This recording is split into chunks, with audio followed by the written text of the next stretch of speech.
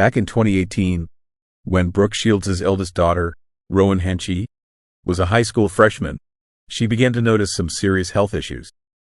First of all, I lost a lot of weight really rapidly, says Henchy, 21, whose dad is Brooke's second husband, comedy writer and director Chris Henchy. But I was eating 2 meals for each meal. I was consuming so much food and I was just losing weight even faster the more I would eat. Another thing is you're constantly peeing, she adds. And then my eyesight started to go and then I got a really bad toe infection.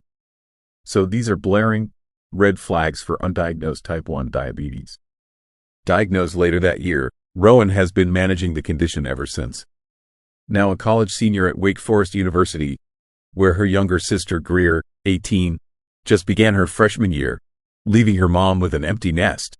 Rowan has been known to post Instagram photos showing her Dexcom patch as a way to normalize the condition.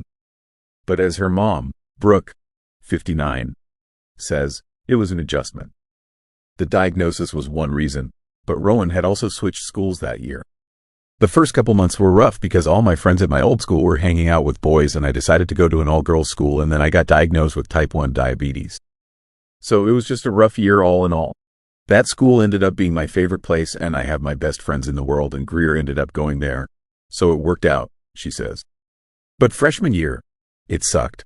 It was more of just like, this happened. How can I continue living my life and not be all sad and depressed? Quote, learning about the condition and having the tools to manage it made all the difference. It also helped that she matured, recalls her mom.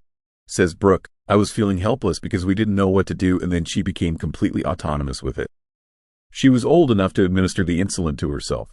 And as a 14-year-old, giving yourself shots multiple times a day is a very quick maturation process. She became very competent. She had to grow up quickly. Rowan agrees with her mom. There were times I wish that I was diagnosed at 5 because I knew a life without it, she admits.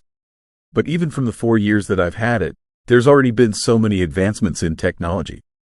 I have a pump on my stomach and a Dexcom patch on my stomach, she says, of the continuous glucose monitor which sends readings to a smartphone app. It's a 24/7 job and I'm never off duty, she says of monitoring her sugar levels. But at the same time, it's at the back of my mind.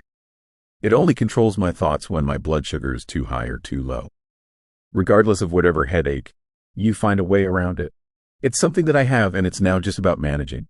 Brooke says it took a while for her to feel comfortable. For a long time she wouldn't wear the monitor either, and then the pricking of the fingers all day long. That finally got annoying to her.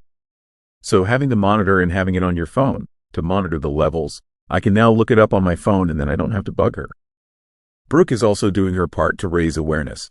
She just completed a film, Quarter, a coming-of-age comedy about a young woman living with type 1 diabetes, written and starring Kelly Bascom, based on her experience of living with the condition. Brooke and Rowan were part of the film's panel at the Tribeca Film Festival this past spring to speak about normalizing the condition. Kelly Bascom is the young woman who wrote it and directed it and stars in this, explains Brooke. It's one of the first type 1 diabetes movies. There are no diabetes movies there. It's interesting from a young girl's perspective. So I think it's going to be an important movie.